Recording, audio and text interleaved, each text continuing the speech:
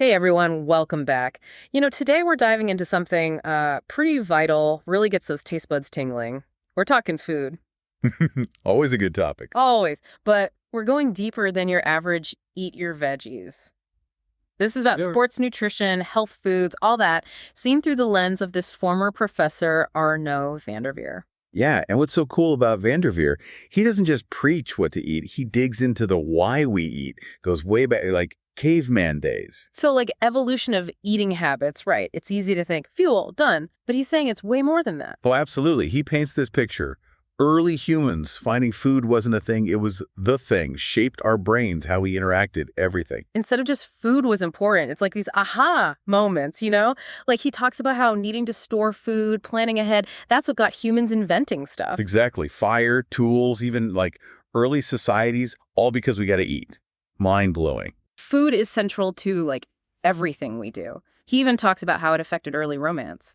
Back then, a good hunter, that wasn't just a provider, that was a hot date. He gets right into how food and society are all mixed up and doesn't let us off the hook either. Yeah. He says the food we eat now is quite young, meaning it's only existed like this for like 150 years. 150 years, that recently. Yep. He says it's because we got to feed so many people now. So small farms to mass production, seasonal eating to year-round, our bodies are still catching up. Makes you think all the processed stuff versus what they used to eat, still catching up. Seems like it. He talks about our stomach acid, gut bacteria, even the enzymes we make.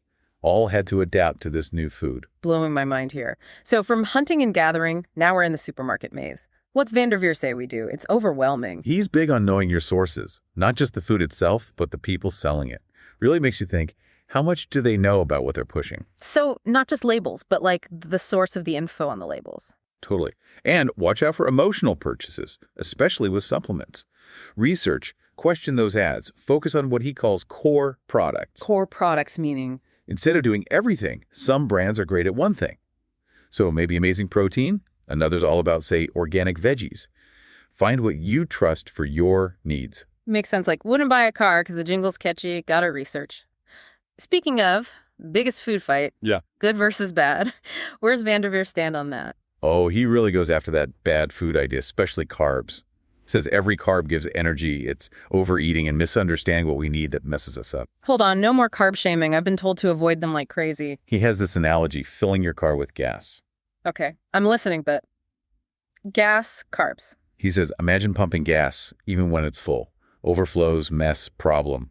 Same with carbs. Our body says enough, but we don't listen. It's knowing our limits, not blaming the food itself. But how do we find that balance? So many types of carbs out there. That's where he gets into types of carbs. Sugars, fast-acting like corn, rice, slower ones like oats. All useful. Depends what you're doing, what your goals are. So not just how much, but when and what kind. Like fine-tuning based on what your body actually needs. Exactly. And speaking of misunderstood nutrients, Van der Veer's got some interesting stuff to say about fat.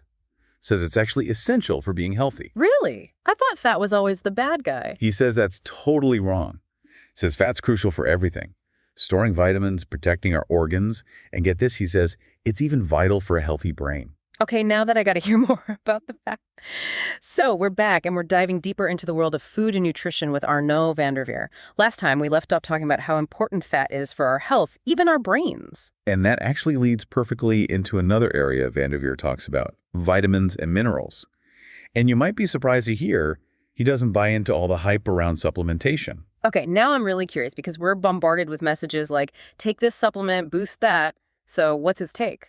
He basically says a lot of the hype around vitamins and minerals is just that hype. He believes that for most people, a balanced, natural diet has all the nutrients we need. So it's not about popping pills, but about what's on our plate. Exactly. He's not saying supplements are bad, but that they should be used strategically, not to fix a bad diet. Which makes total sense. But how do we even know if we actually need a supplement? That's where it gets really interesting. He talks about bioavailability. It means it's not just about swallowing a pill, it's about whether your body can even use those nutrients. So you could be taking a ton of something, but if your body's only absorbing a tiny bit, what's the point?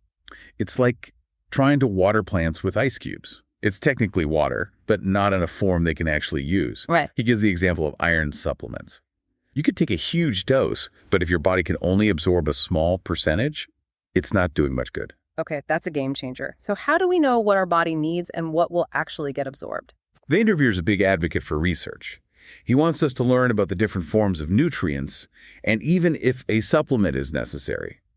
And then he talks about the supplement industry itself. It's a billion-dollar business, right?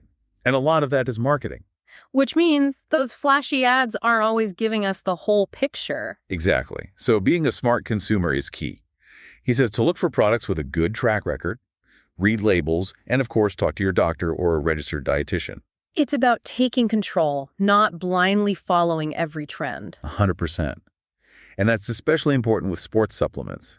He separates those into two groups: sports nutrition and health supplements. What's the difference? I'll admit I use those terms interchangeably. He says sports nutrition is about pushing your performance further. Things like protein powders for muscle building or carb gels for energy during a marathon. Health supplements are more for your overall well-being, a daily multivitamin, fish oil for your heart, that kind of thing. That clears things up. So it's not just the goal, but the intensity, right? Someone training for a triathlon versus hitting the gym a couple of times a week. Exactly. And because of that intense use, Veere says sports supplements are usually way more concentrated, go through more processing than a typical health supplement. Which probably leads to that debate about if sports supplements are even natural, right? He tackles that head on. He says, think about it. Any food we eat goes through chemical processes in our stomachs. It's how we get nutrients. Sports supplements just help our bodies absorb those nutrients even faster. So it's like giving our bodies a head start. Precisely. And he goes deep into all the types of sports supplements. We're talking protein, carbs, vitamins, minerals, performance enhancers, you name it. But one of the most interesting things he talks about is cyclical supplement use. Cyclical use? I'm not familiar with that. Imagine your favorite food, eat it every day, you'd get sick of it, right? Maybe even a little repulsed.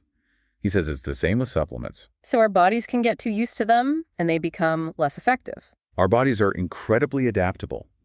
He says cycling on and off certain supplements can prevent that, and it can even have other benefits. Never thought of it like that. Is there a set schedule for cycling, or is it different for everyone? He gives some guidelines on how long to cycle, how long to rest, but it's not one size fits all. Everyone's different. The point is, work with your body, not against it. Makes sense. Be mindful, listen to your body, and maybe change things up based on how you feel and what your goals are. So where would this cyclical approach be beneficial? He gives a bunch of examples. Actually, we can dive into those right after. Stay tuned. Things are about to get interesting. All right, so we're back and ready to dig into those specific examples of cyclical supplement use. I'm particularly interested in how it applies to things like weight gain, fat loss, maybe even hormones. Yeah, those are big ones, and Veere gets into the nitty-gritty there. Like with weight gainers, he points out they're not all the same. Different formulas, different carb-to-protein ratios, some fast-acting, some slower. Not just a one-size-fits-all thing then, huh? Nope. Got to consider your needs, your goals. Trying to bulk up fast, or a slow and steady gain. Genetics matter, how active you are, even what you already eat plays a role. Like finding the right puzzle piece, not just jamming any old one in. Exactly. And even with the right piece, he's still big on cycling those weight gainers. Give your body a break, prevent that tolerance, and listen to the feedback it gives you. Sustainable strategies over quick fixes, I can get behind that. What about fat loss products, though? Those are everywhere, each one promising to melt those pounds away. And Veere's pretty straight up about those miracle solutions, often too good to be true. He points out a lot of them lean heavily on L-carnitine. L-carnitine, okay, that's ringing a bell, but give me a refresher. It gets touted as a fat burner. He explains, yeah, it can be helpful, but it works best during endurance training, not so much for building strength. So hitting the weights for an hour isn't the same as, say, someone running a marathon in terms of how that supplement works? Exactly.